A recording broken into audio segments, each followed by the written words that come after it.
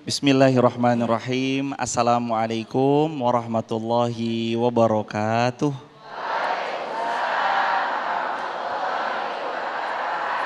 Alhamdulillah wassalatu wassalamu ala rasulillah. Segala puji milik Allah, salawat bertangkaikan salam untuk baginda Rasulullah Muhammad sallallahu alaihi wasallam. Hari ini bajunya putih-putih bersih sama seperti hatinya. Ya Allah, berikan kepada seluruh yang hadir di sini keluarga yang sakinah, mawaddah, warahmah. Berikan kepada beliau dan kami semua anak cucu keturunan yang salih salihah. Berikan kepada kami hidup yang istiqomah dan semoga kami semua Engkau wafatkan husnul khatimah. Salawat bertangkaikan salam untuk manusia yang paling kita cinta, baginda Rasulullah Muhammad sallallahu alaihi wasallam. Allah berfirman dalam Al-Quran, surah At-Tahrim ayat yang ke-6. A'udzubillahi minasyaitonirrajim. Bismillahirrahmanirrahim. Ya ayyuhalladzina amanu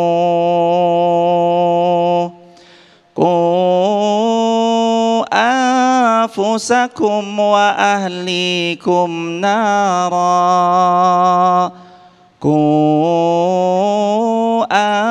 Anfusakum wa ahlikum nara.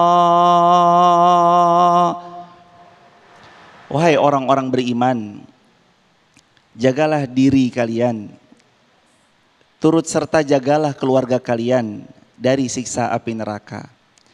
Begitu Allah berfirman di ayat 6 surah At-Tahrim.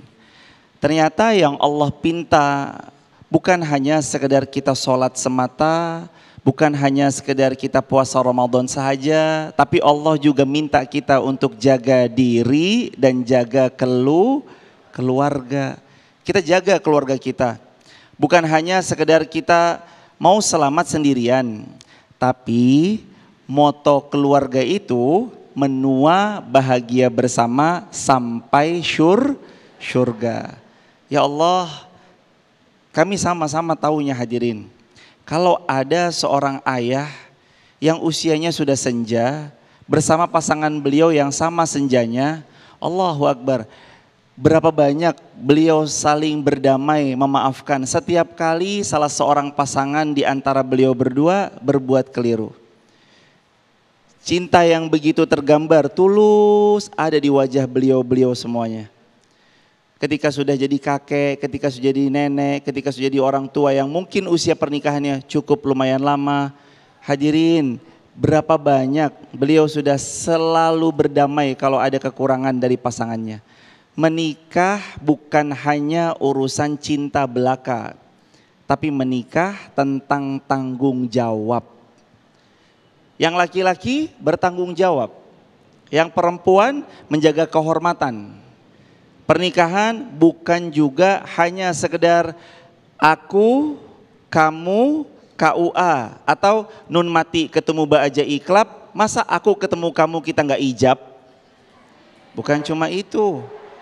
Tapi menikah adalah tentang kita bersama bergandengan tangan menuju surga. Pasangan kita punya kekurangan. Ibu, izin bertanya, kira-kira suami kita sempurna atau tidak sempurna? Tidak sempurna. Saya tanya balik, ibu sempurna atau tidak sempurna? Tidak. Kalau kita tahu diri kita tidak sempurna, punya kekurangan di mana-mana, lantas kenapa kita menuntut pasangan kita jadi yang sempurna? Kan sempurna bukan untuk dicapai. Kita tidak dituntut jadi sempurna, kita hanya dituntut jadi hamba yang lebih baik. Bukan sempurna, kesempurnaan milik Allah. Kita bukan dituntut jadi sempurna, dituntut kita jadi lebih baik. Lebih baiknya kita diawali dari jaga diri. Ada 3 cara kita menjaga diri. Apa 3 ini? Dengan iman, dengan ilmu, dengan amal. Singkatnya I-I-A. I yang pertama apa? Iman. Itu cara kita jaga diri. Iman membentengi. I yang kedua apa hadirin? Ilmu. Yarfa'illahu alladhina amanu minkum walladhina utul ilma darajat. Kalau kita beriman, sudah alhamdulillah dengan pertolongan Allah. Lalu kita berilmu, Allah nanti tinggikan derajat kita setinggi-tingginya. Lalu yang ketiga, apa A-nya? Amal. Kita punya iman, kita punya ilmu, kita punya amal. Nggak hanya sekedar, ya saya tahu kok sholat tahajud baik, tapi kita nggak bangun. Ya saya tahu ilmu meninggikan derajat, tapi kita enggan belajar. Ya kita sama taunya bahwa dalam berumah tangga pasangan saya punya kekurangan, tapi kita nggak mau meredam ego. Hadirin, banyak dalam rumah tangga biasanya hadir rasa kecewa itu karena kita menaruh ekspektasi terlalu tinggi kepada pasangan kita. Kita naruh ekspektasi terlalu tinggi. Kita kira pernikahan itu selalu seindah cerita di dongeng.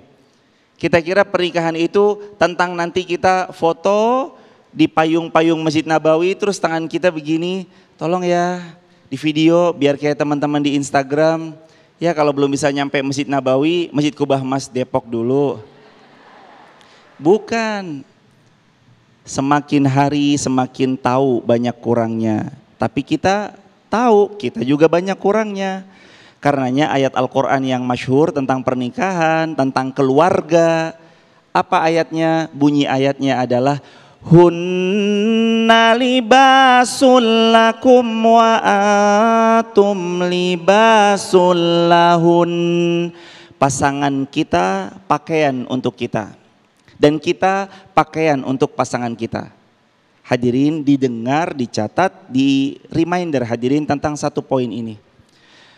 Kalaulah kita pun menjadi seorang nabi, ingat bahwa nabi sekalipun pasti punya sahabat yang selalu membersamai.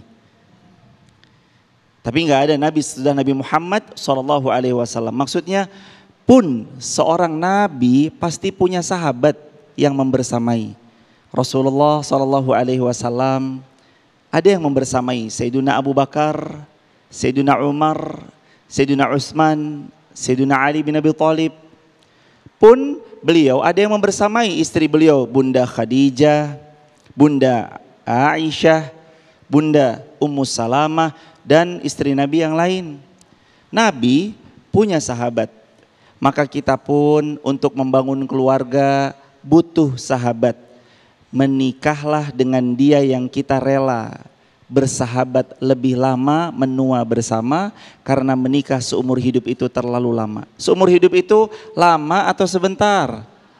Lama. Ketemu yang salah, bubar hadirin. Ketemu yang tepat, hidup akan makin kian berwarna. Kita mau pergi dari tempat ini menuju misalkan ke kota Bandung. Ternyata di sebelah kita dalam satu mobil yang sama ke tujuan Bandung, nggak enak diajak ngobrol. Kira-kira di mobil krik-krik atau penuh tawa? Waduh, krik-krik, nggak enak hadirin di mobil. Mas dari mana? Krik-krik banget, kita nggak bisa ngapa-ngapain. Karena kita tidak menemukan kenyamanan pada siapa yang ada di sebelah kita. Tapi kalau teman safar kita, teman yang ramah, yang kita sama taunya ia memahami kita, perjalanan sejauh apapun terasa ringan dan gak ada berat-beratnya.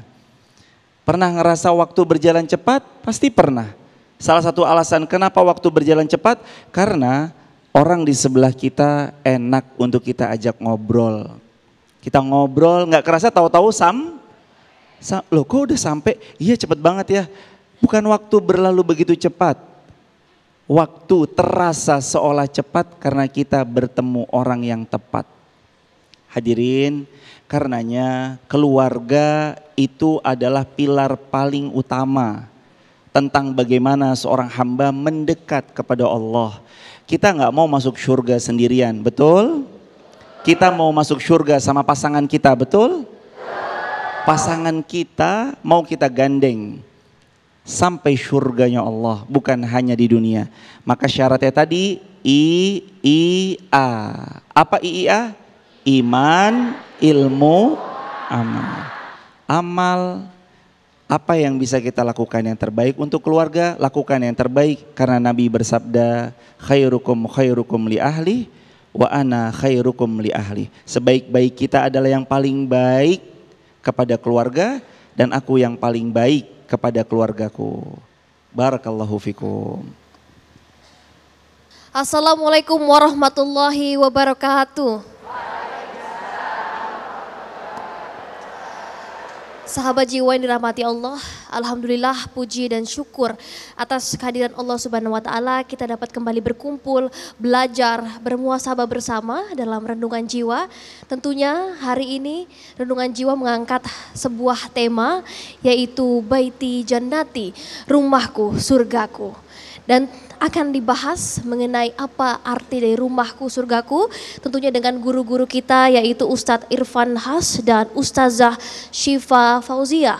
Selain itu juga sahabat jiwa, kita sudah menghadirkan narasumber yang inspiratif, yaitu ada Mona Ratuliu, seorang artis dan presenter, seorang ibu yang akan membagi kisah inspiratifnya. Selain itu kita juga sudah ada narasumber, yaitu Bapak Radmin. Assalamualaikum Bapak Radmin. Waalaikumsalam warahmatullahi wabarakatuh. Bapak Radmin ini adalah seorang ayah, seorang suami yang di tengah keterbatasannya terus berjuang dan berusaha untuk keluarganya. Bapak Radmin nanti boleh izin membagikan ceritanya ya Bapak? Insya Allah. Oke. Nah pemirsa, kita akan sama-sama dengarkan bagaimana perjuangan dan kisah dari Bapak Radmin, namun sesaat lagi usai jeda berikut ini tetaplah di Renungan Jiwa. Bapak Radmin boleh ke atas Bapak, silakan. Keterbatasan fisik itu tidak menjadi halangan untuk berkarya atau berkeluarga yang harmonis. Bisa ngerawat istri yang sudah terbaring, sudah nggak bisa apa-apa, ya itu adalah karunia Allah yang telah diberikan kepada kami, ya khususnya untuk saya ya.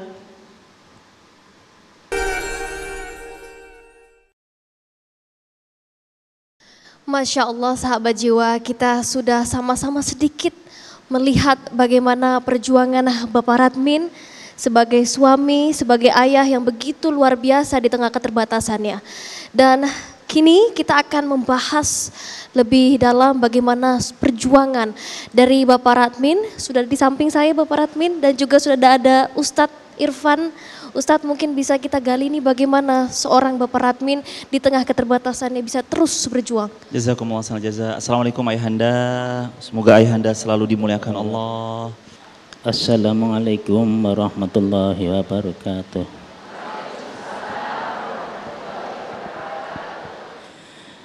Alhamdulillah kita dapat berjumpa, walaupun keadaan saya seperti ini ya, mungkin itu semua adalah kehendak dari Allah. Saya sudah disabilitas seperti ini, lebih istri saya yang saat ini terbaring, nggak bisa apa-apa, tidurnya cuma telentang, dan seandainya buang hajat apa saja di situ, ya alhamdulillah saya seorang yang menangani itu semua. Alhamdulillah itu adalah karunia Allah yang telah diberikan kepada keluarga kami berupa kesehatan dan kekuatan untuk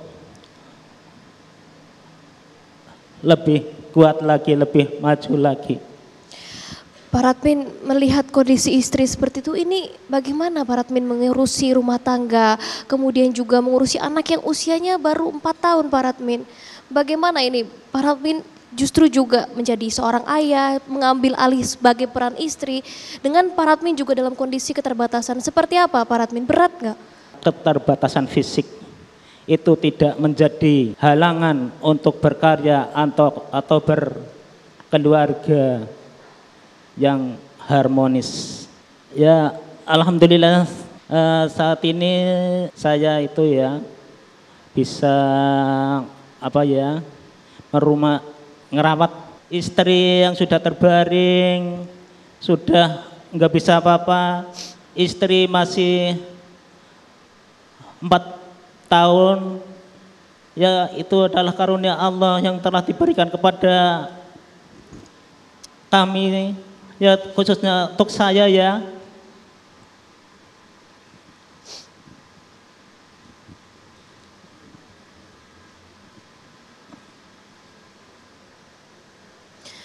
Pak Radmin melihat kondisi seperti ini, bagaimana Pak Radmin bisa menghidupi, mencukupi keluarga? Seperti apa pekerjaan sehari-hari yang Pak Radmin harus lakukan untuk menghidupi keluarga? Untuk menghidupi keluarga, alhamdulillah saya diberi keterampilan lalu yaitu menjahit pakaian ya. Bukan itu saja, tapi ya alhamdulillah ada dermawan-dermawan yang telah memberikan donasinya kepada keluarga kami, dan juga dari pemerintah itu memberikan bantuan-bantuan juga, alhamdulillah. Jadi saya bisa menghidupi anak dan istri. Ustadz Irfan, bagaimana melihat perjuangan Pak Radmin ini membangun surga untuk keluarganya? Seperti apa? Ya Pak Ustadz? Allah, Ayahanda semoga Allah mengganti dengan surga Firdaus tanpa hisab, dan Ayahanda sekeluarga besar dimuliakan Allah Subhanahu wa taala. Hadirin, hidup tidak pernah mudah untuk siapapun. Untuk kita, untuk beliau yang kita cinta, untuk Ayahanda Radmin, untuk kita semua, hidup tidak pernah mudah. Tapi selama seorang hamba terus berbaik sangka, seperti yang tadi Ayahanda utarakan, Ayahanda Radmin tadi menyampaikan, semua kehendak Allah, semua takdir dari Allah. Kalau kami baru bisa ngasih teori tentang ridho, tentang sabar, tentang ikhlas, hari ini kita semua belajar dari Ayahanda.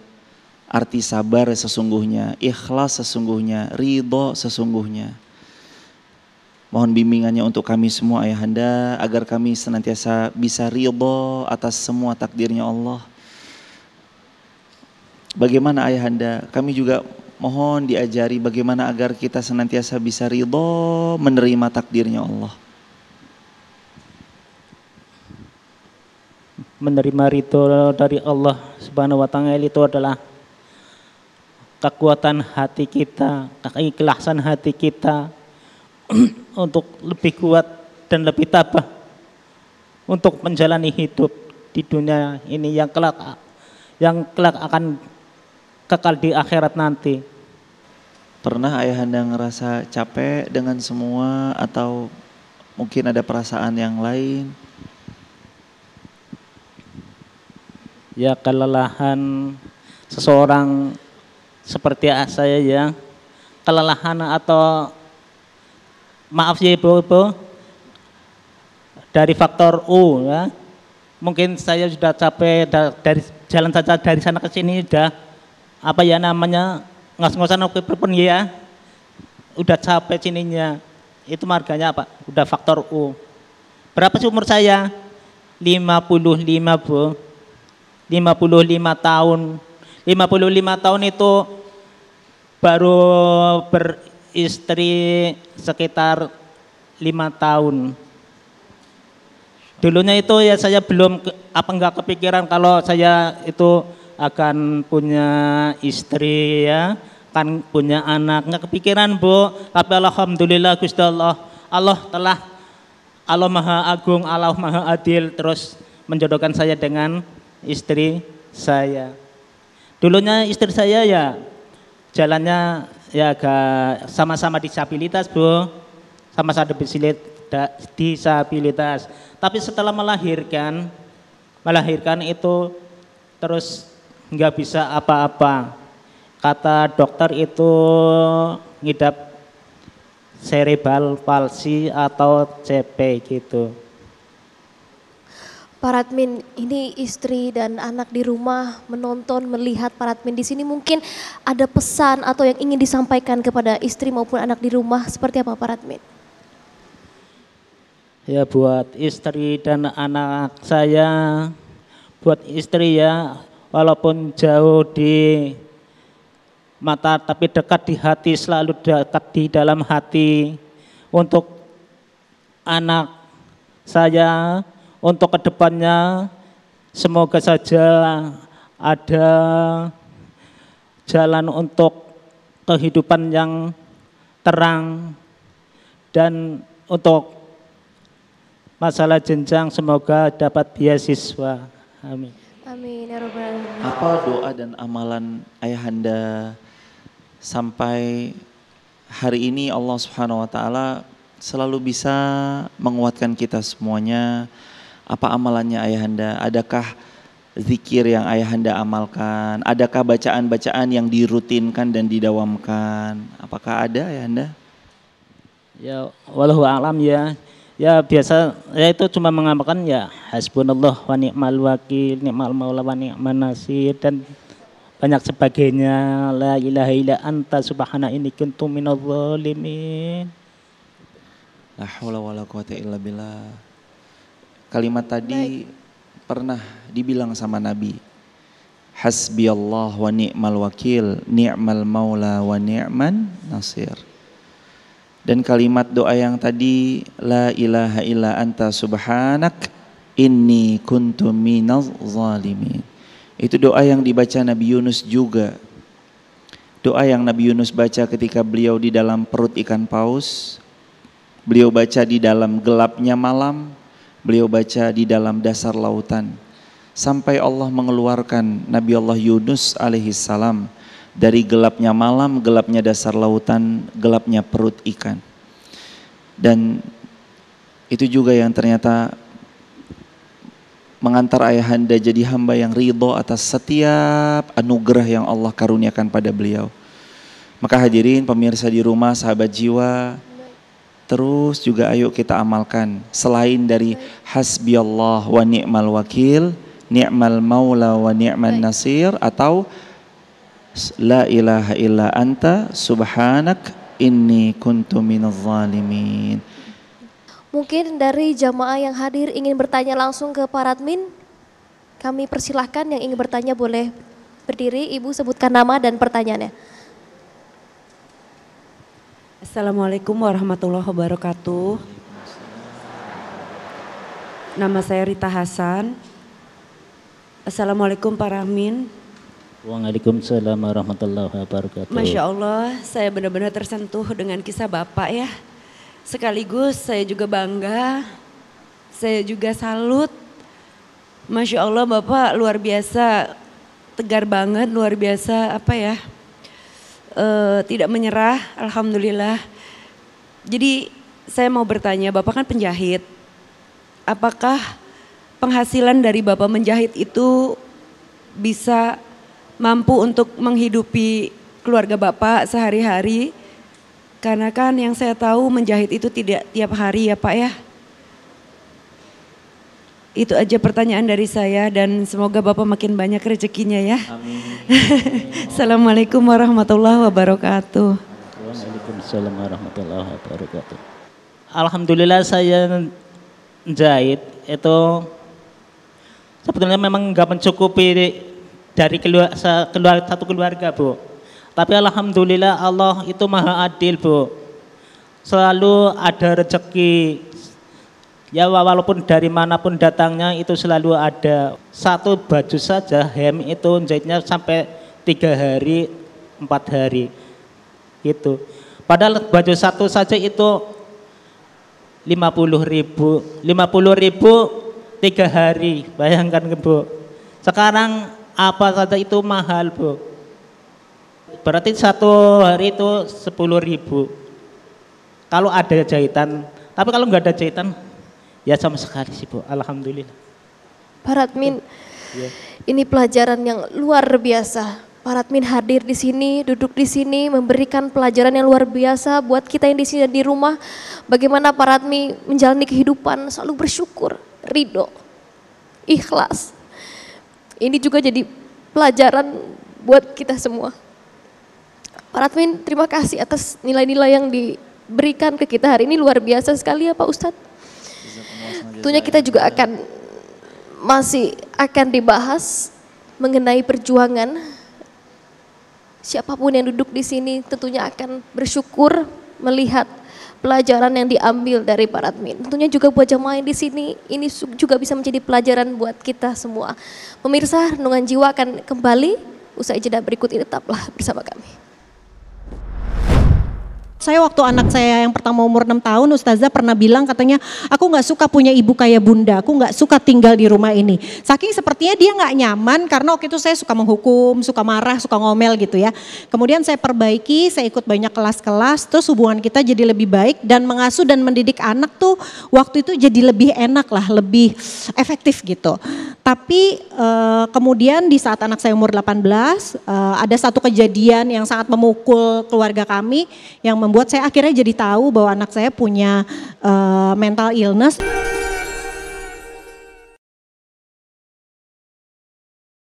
Sahabat jiwa, Anda masih menyaksikan Renungan Jiwa bersama saya Fatimah Albara. Tadi kita sudah lihat dan sama-sama mendengarkan, menyaksikan seperti apa cerita yang inspiratif dari Bapak Radmin. Bagaimana ia di tengah keterbatasannya tapi terus berusaha membangun surga untuk keluarganya dan untuk di rumahnya. Dan untuk itu pemirsa, di segmen kali ini kita sudah ada narasumber Mbak Mona Ratuliu. Assalamualaikum Mbak. Waalaikumsalam warahmatullahi wabarakatuh. Ini merupakan seorang artis, presenter, ibu dan seorang istri. Dan tentunya juga di sini sudah bergabung juga Ustazah Syifa Fauzia dan juga dengan Ustadz Irfan. Kita akan kembali menggali bagaimana membangun surga di dalam keluarga. Kita akan sama-sama saksikan liputan dan cerita sedikit dari Bangun. Saksikan kisahnya dalam Renungan Jiwa berikut ini. Luar biasa sahabat jiwa. Ini Mbak Mona mungkin ini menikah muda betul ya, sekitar umur Betul 20 sekali, tahun. Umur 20 tahun saya Artinya menikah. ini sudah hampir 23 tahun Betul menikah. sekali. Dikaruniai 4 orang anak. 4 plus 1. 4 plus 1. Jadi ada 1 orang ponakan, ibunya meninggal waktu COVID kemarin setelah melahirkan. Jadi waktu itu sempat saya susui juga, jadi sekarang tinggal sama-sama mengasuhnya 5 anak. Anak kandung ada 4 tapi mengasuhnya 5 anak. Masya Allah. Ustazah mungkin ada yang ingin digali atau ingin disampaikan ke Mbak Mona mungkin? Kayaknya ini bisa jadi pelajaran buat kita semua ya. Assalamualaikum Kak Mona. Waalaikumsalam Ustazah. Senang sekali bisa kenal dan bisa bersama-sama di sini. Dan juga Assalamualaikum warahmatullahi wabarakatuh ibu-ibu semua. Dan para sahabat jiwa yang menonton di rumah. Assalamualaikum juga Ustadz Irfan. Aku mungkin sedikit mau tanya karena ngelihat Kak Mona bersama dengan suami adalah sosok public figure yang dikenal oleh masyarakat Indonesia. Bagaimana menjaga kehangatan dalam keluarga karena dua-duanya mempunyai aktivitas yang cukup banyak juga di luar. Dan yang aku tahu ada salah satu anak yang anaknya Kak Mona juga yang membutuhkan perhatian khusus. Jadi bagaimana menjaga kehangatan dan juga tentunya menjaga keharmonisan keluarga bersama suami yang memang juga adalah seorang public figure. Menjaga kehangatan ini juga tantangan sih ya Ustazah ya. Jadi kalau misalnya orang-orang bilang oh keluarganya hangat gitu ya ibu-ibu, itu sih nggak simsalabim juga ya, nggak tiba-tiba mendadak. Memang perlahan dipelajari karena awal-awal menikah mungkin hampir sama dengan pasangan lain, saling mengenalnya tuh bikin kita juga kadang-kadang bertengkar, kadang-kadang nggak paham gitu. Kamu kok ngomongnya ngegas sih gitu ya. Pokoknya saling mengenalnya tuh banyak melalui tantangan juga.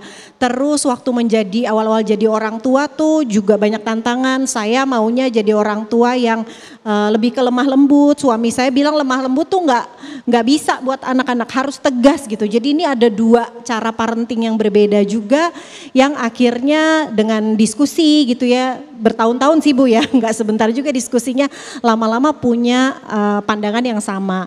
Tapi nggak sampai situ aja, betul kata Ustazah, ada 1 orang anak pertama saya memang mengalami mental illness. Jadi secara mental punya tantangan ya yang mungkin tidak seperti yang lainnya, butuh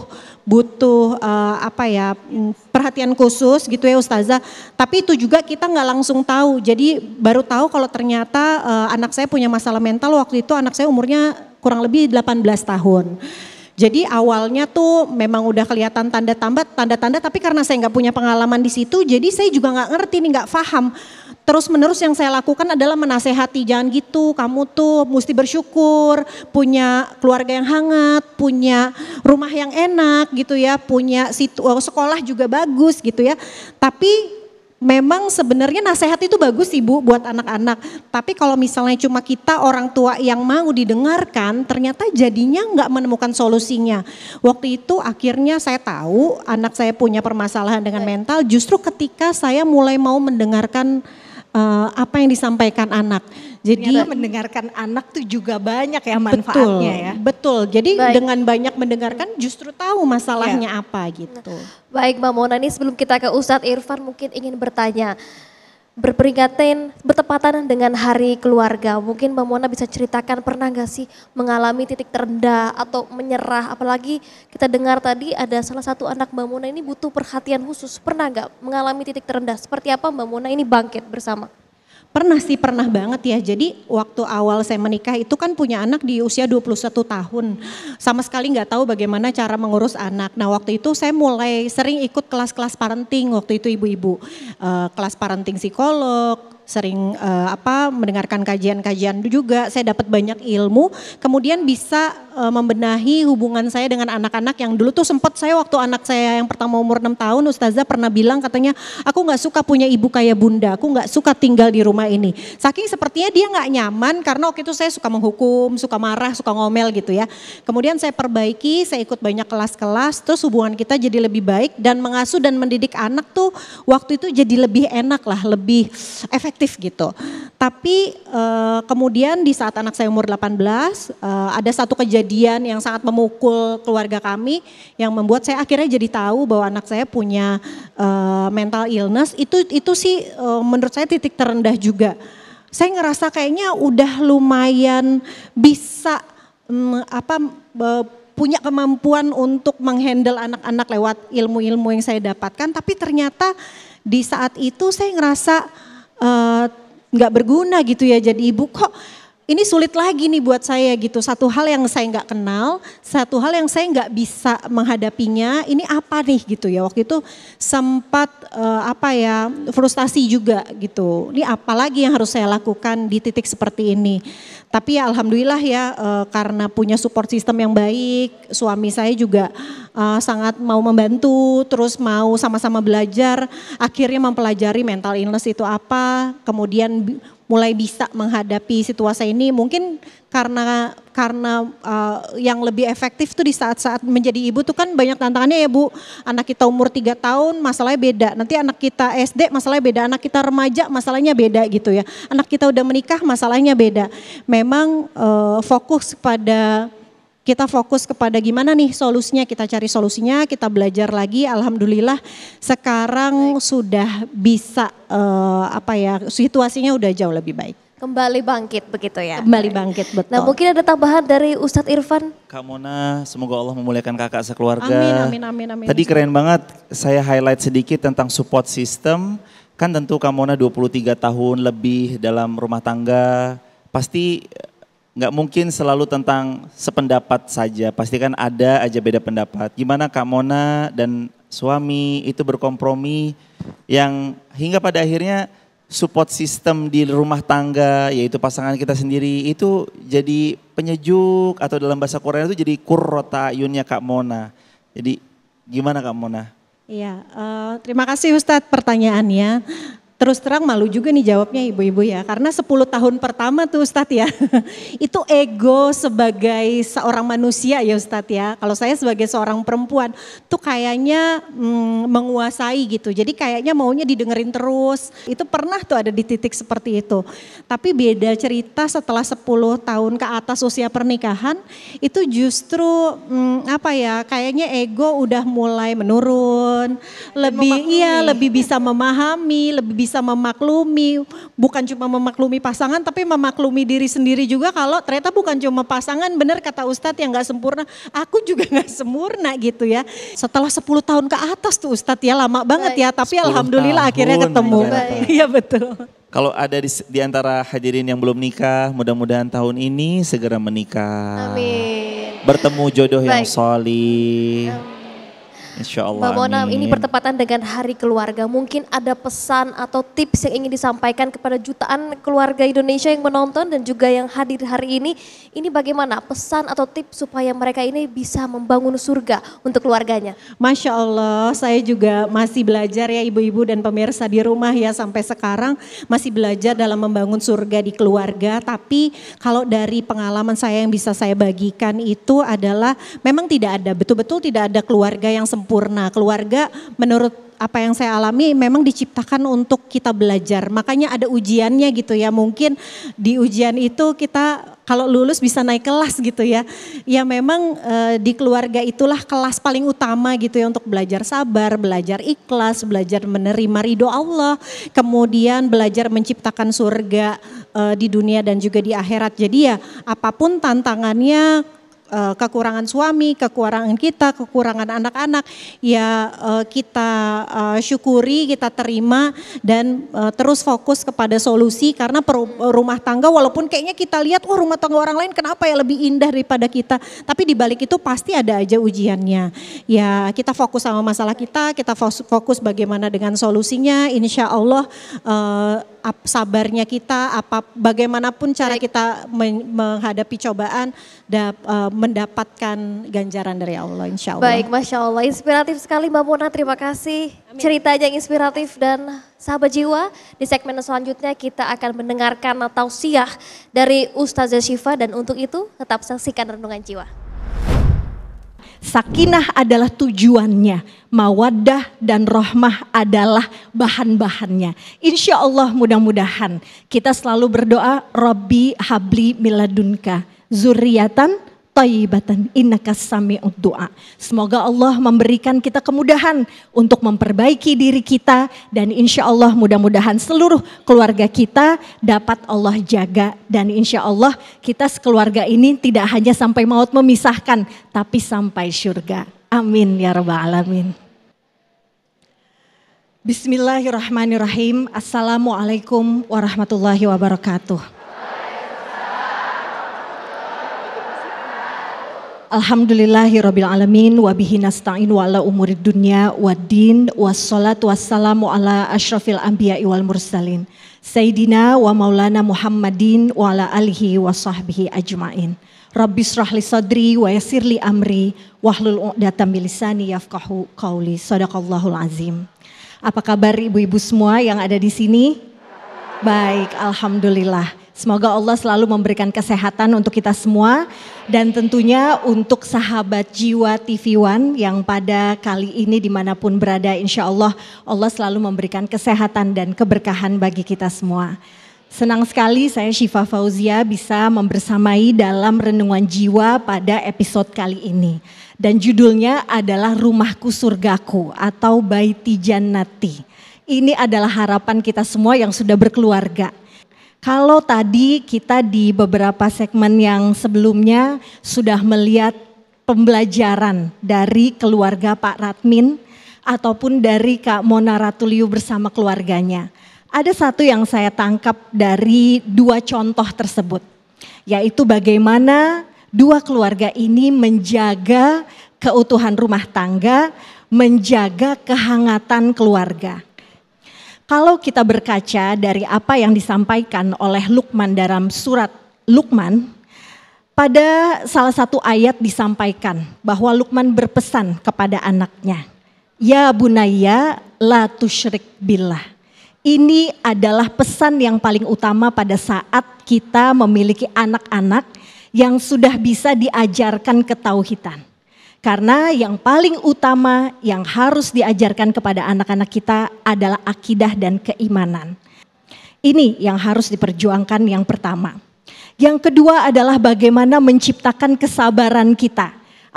Apakah kita sebagai ibu ataukah kita sebagai istri, di sini kita harus bisa menciptakan kesabaran dan untuk menciptakan kenyamanan yang ada di keluarga. Kalau suami biasanya pulang ke rumah bercerita, berkeluh kesah tentang apa yang terjadi hari itu, kita sebagai istri tentunya harus bisa menyeimbangi dari apa yang disampaikan oleh suami kita.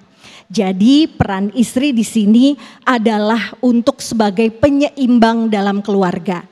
Kalau kita belajar dari keluarga Nabi Ibrahim, di situ kita bisa melihat bahwa yang pertama, sosok Nabi Ibrahim adalah sosok yang mempunyai komunikasi yang baik dalam menyampaikan apa yang ada di pikirannya. Nah, insya Allah ibu-ibu semua atau teman-teman sahabat jiwa yang ada di sini, apabila sudah berumah tangga, bisa menyampaikan pesannya kepada suaminya agar bisa mencontoh apa yang dilakukan oleh Nabi Ibrahim, yaitu memiliki kemampuan komunikasi yang baik. Yang kedua adalah tentunya memiliki keteladanan dan jiwa dan keimanan yang selalu senantiasa taat kepada Allah. Ini adalah tentunya pesan-pesan dan harapan kita untuk para laki-laki di luar sana yang menjadi suami dan pendamping kita semua. Insya Allah mudah-mudahan bisa mencontoh bagaimana Nabi Ibrahim begitu taat kepada Allah. Begitu yakin akan berbagai ujian. Tapi jangan lupa, juga pada saat berbagai ujian itu terjadi, Nabi Ibrahim memiliki istri, yaitu Siti Hajar. Contoh perempuan, contoh ibu yang luar biasa. Memberikan contoh bagaimana tidak putus asa. Taat kepada Allah, berbakti kepada suaminya, ditinggal di gurun pasir yang luar biasa, gak ada apa-apa di sana.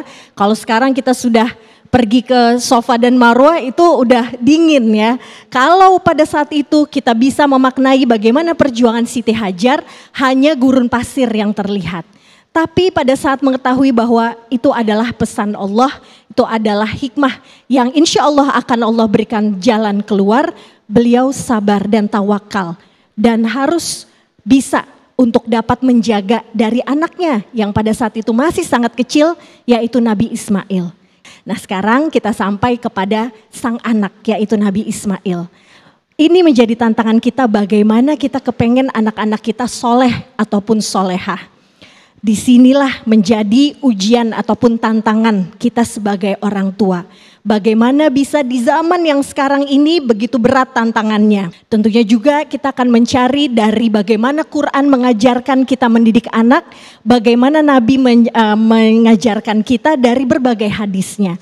Dan alhamdulillah kalau tadi Ustadz Irfan Has juga sudah membacakan salah satu hadis yang terkenal. Bahwa Nabi ini adalah yang sebaik-baiknya kepada keluarga. Maka insya Allah mudah-mudahan apa yang Nabi lakukan bisa menjadi contoh. Tidak hanya untuk para suami, tapi juga tentunya kita sebagai istri dapat bisa menyeimbangkan apa yang menjadi ikhtiar kita menciptakan keluarga yang sakinah, penuh mawaddah dan rahmah. Jadi kalau ditanya sakinah, mawaddah, warahmah, biasanya kita kalau dalam pernikahan sering ya untuk kita menyampaikan doa-doa seperti ini. Nah, ini adalah usaha. Sakinah adalah tujuannya, mawaddah dan rahmah adalah bahan-bahannya. Insya Allah mudah-mudahan kita selalu berdoa, Rabbi habli miladunka zurriyatan thayyibatan innaka sami'ud du'a. Semoga Allah memberikan kita kemudahan untuk memperbaiki diri kita dan insya Allah mudah-mudahan seluruh keluarga kita dapat Allah jaga dan insya Allah kita sekeluarga ini tidak hanya sampai maut memisahkan tapi sampai surga. Amin ya rabbal alamin. Masya Allah, terima kasih Ustazah Syifa Tausiah yang luar biasa yang menyentuh hati kita semua di sini. Dan untuk itu sahabat jiwa, di segmen selanjutnya kita akan buka sesi tanya jawab langsung bersama dengan Ustazah Syifa. Untuk itu jangan kemana-mana, tetaplah di Renungan Jiwa. Apa yang harus saya lakukan Ustadz ketika saya dimentahkan sama anak laki-laki saya atau anak perempuan saya, ketika kemudian beliau mengatakan ayah atau ibu aja nggak seperti itu? Yang bisa kita lakukan 3. Yang pertama, terus gunakan senjata terbaik orang beriman. Apa itu? Ad-du'a silahul mu'min. Doa. Doa itu senjatanya orang beriman.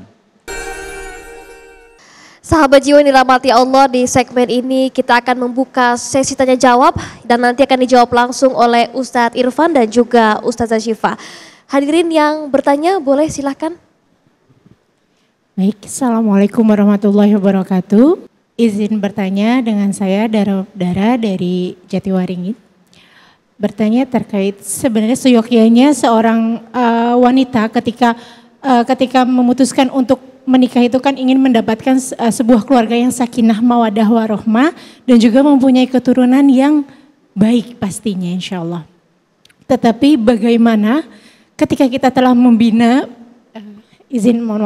ketika kita telah membina sebuah rumah tangga tetapi tidak didasari dengan iman yang baik oleh seorang suami, dan ketika kita sedang memberikan arahan terhadap anak, salah satunya misalkan kita beribadah, tetapi orang tuanya tahu seorang imam tidak memberikan contoh.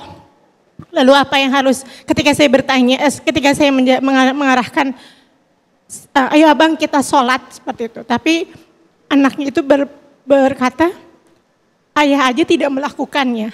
Itu yang ketika saya sedikit perih gitu mendengar itu, dan saya harus menjawab apa gitu. Bagaimana dan apa yang harus saya lakukan ketika saya mendapatkan balasan omongan dari anak yang cukup pedih untuk saya seperti itu. Terima kasih Pak Ustadz. Jazakumullah jaza. Mohon izin Ustazah, Kak. Semoga kakak yang bertanya dimuliakan Allah dan semua hadirin dimuliakan Allah dunia akhirat. Allah Subhanahu wa taala memberikan pasangan untuk kita pasti ada maksud dan tujuannya. Apa yang harus saya lakukan Ustadz ketika saya dimentahkan sama anak laki-laki saya atau anak perempuan saya, ketika kemudian beliau mengatakan ayah atau ibu aja nggak seperti itu? Yang bisa kita lakukan 3. Yang pertama, terus gunakan senjata terbaik orang beriman. Apa itu? Ad-du'a silahul mu'min. Doa. Doa itu senjatanya orang beriman. Maka yang pertama, berdoalah terus. Mohonlah kepada Allah. Sebagaimana Allah ajarkan di Quran surah Furqan ayat 74. Rabbana hablana min azwajina wa dzurriyyatina qurrata a'yun. Kita mohon kepada Allah, ya Allah anugerahkan kepadaku pasangan untukku, keturunan untukku, qurrata a'yun, yang menyejukkan pandangan mataku. Setelah kita terus mendoakan, saya sudah mendoakan Ustadz, harus apa lagi saya? Sedangkan beliau belum berubah. Kata Rasulullah yang kedua, innallaha la yamallu hatta tamallu. Jangan pernah bosan. Kadang sebagai pasangan kita cepat banget bosan. Kita mengajak pasangan untuk taat, tapi baru ajakan ketiga kita udah bilang, toh kan nggak mau lagi kan, udahlah terserah kamu. Jangan, sedikit-sedikit kita menganggap ya udahlah kalau dia nggak mau. Kalau dalam bahasa Jawanya tuh mutungan. Kita tuh sering banget juga mudah banget berputus asanya. Jangan, dalam Islam tidak mengenal putus asa. Setelah berdoa yang kedua, jangan bosan-bosan, ajak. Lalu yang ketiga, hendaknya kita memberi tauladan. Sebagaimana Allah juga berfirman dalam Quran surah Al-Baqarah ayat yang ke-43, 44, 45, di antara kalimat tengahnya adalah kenapa manusia itu menyuruh orang lain berbuat baik sedangkan dia lupa sama dirinya sendiri? Jangan ya. Atamuruna nasa bil bir wa tansawna anfusakum wa antum tatlunal kitab afala ta'qilun. Kenapa kita nyuruh orang buat baik kitanya enggak? Kan kitanya juga harus memberi teladan kebaikan. Anak kita melihat siapa yang paling dekat, ayahnya, bundanya. Maka mari kita teladankan kebaikan. Singkatnya 3. 1, terus doakan. 2, jangan bosan-bosan, ajak kepada kebaikan. 3, beri teladan terbaik untuk buah hati tercinta kita. Semoga Allah memberi taufik agar kita semua bukan cuma jadi anak yang baik, tapi kita jadi orang tua yang baik. Bukan cuma jadi anak yang solih, tapi semoga Allah mengizinkan kita jadi orang tua yang solih. Amin ya Rabbal Alamin. Amin ya Rabbal Alamin. Masya Allah, terima kasih Ustadz untuk jawabannya. Dan hadirin, kami masih membuka sesi tanya jawab. Yang ingin bertanya boleh silahkan sebutkan nama dan pertanyaannya. Assalamualaikum warahmatullahi wabarakatuh. Saya ingin bertanya kepada Ustazah Sifa. Sebelumnya perkenalkan, nama saya Surya. Saya juga di pengajian Majelis Taklim Ustazah. Sebelum saya bertanya, saya ingin sekedar curhat sedikit Ustazah. Yang mana di sini saya sebagai ibu rumah tangga mempunyai 4 orang anak. Yang bermasalah ini di nomor 4. Yang alhamdulillah sekarang sudah di kelas 3 SMP dan di dalam pesantren, yang mana ini detik-detik untuk tamat SMP dan akan meneruskan jenjang ke SMA. Di sini dia ingin keluar dari pesantren tersebut dan ingin sekolah di sekolah SMA biasa. Saya langsung sedih mendengarnya. Sedihnya, posisi saya yang jauh, kebetulan anak saya berada di Aceh. Hati saya sedih gitu, tetap sedih. Nah, di sini yang ingin saya tanyakan, bagaimana saya seorang ibu, tipsnya itu agar anak saya ini bisa lembut hatinya, bisa cara saya memberikan pandangan kepada anak saya bahwasanya sekolah yang dia sekarang ini lebih bagus gitu untuk dia ke depannya. Itu saja Ustazah. Terima kasih. Assalamualaikum warahmatullahi wabarakatuh. Waalaikumsalam warahmatullahi wabarakatuh. Masya Allah, ini sepertinya sama kita karena anak saya juga baru akan selesai SMP. Dari pondok juga dan insya Allah akan melanjutkannya di luar, jadi tidak melanjutkan lagi di pondok. Intinya Ibu adalah pertama, komunikasi kita terhadap anak-anak yang sedang umurnya ini beranjak dewasa memang lebih diperlukan perhatian. Artinya kalau dari saya, bagaimana kita bisa membahasakan keinginan kita, tapi di satu sisi mendengarkan apa yang anak kita akan lakukan. Karena sekali lagi yang menjalankan nanti apakah dia bersekolah, apakah dia akan di pesantren atau dia akan di luar adalah anak kita sendiri. Ada satu hal yang pada saat saya melepas anak saya juga ke asrama pada saat itu, saya berpikir bahwa saya punya keinginan, anak pun juga punya keinginan. Tapi kalau dia nanti nggak betah, yang ada yang di pikirannya dia bukannya menangkap ilmu, tapi kepengen keluar, kepengen pulang, dan pengennya sama kita misalnya. Nah, jadi bahasakan bagaimana kebutuhan dari keluarga, kebutuhan dari anak itu menjadi satu dan bersinergi.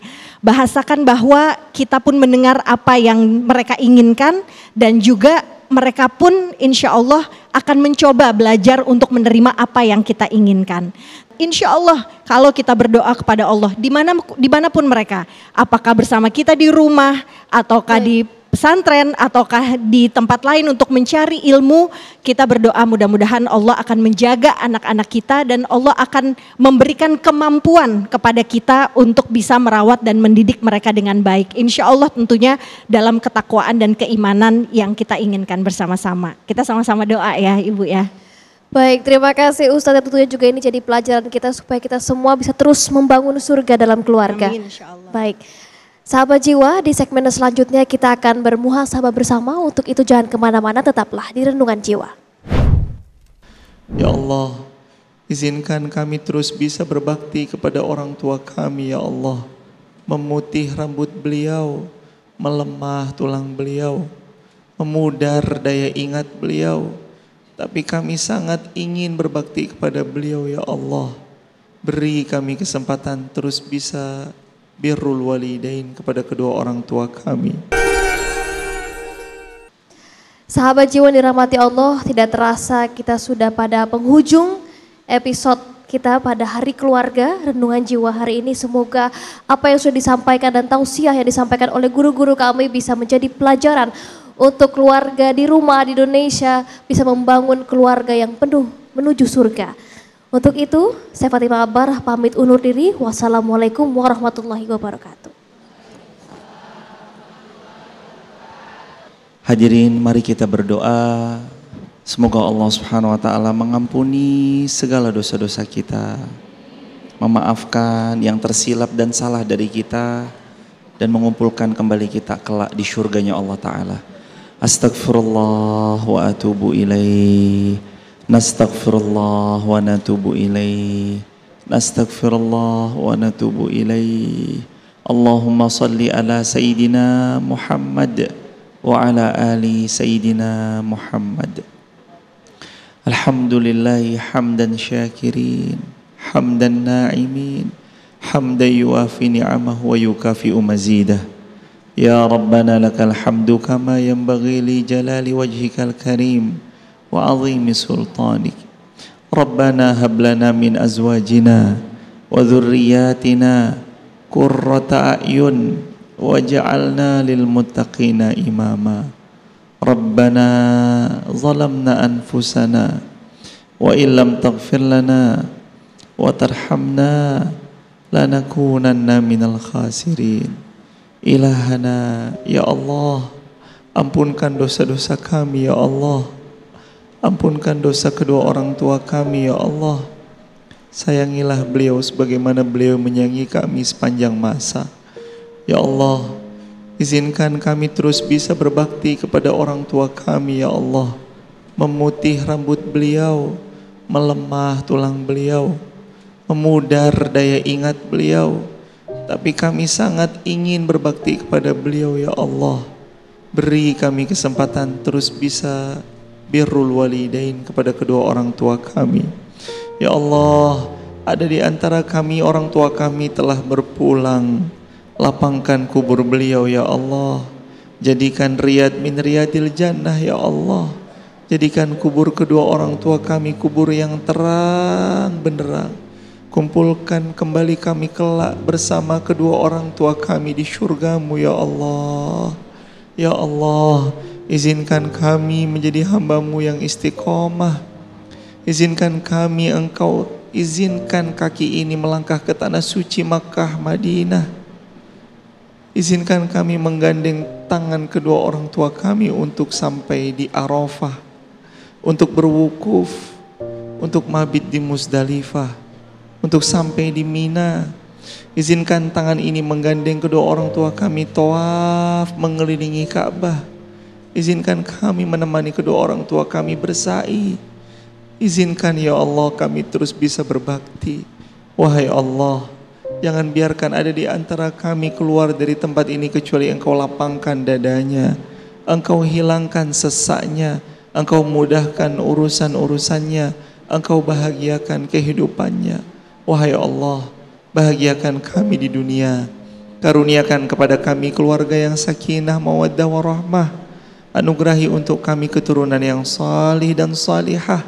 Anugerahkan kepada kami ya Allah jiwa yang istiqomah sampai kami kelak Engkau takdirkan wafat husnul khatimah. Rabbana atina fid dunya hasanah wa fil akhirati hasanah wa qina adzabannar. Walhamdulillahi rabbil alamin. Hadirin, silakan saling berpelukan dengan yang ada di sebelahnya, saling memaafkan. Semoga Allah Subhanahu wa taala kumpulkan kita kembali kelak di syurganya Allah Subhanahu wa taala. Amin ya rabbal alamin.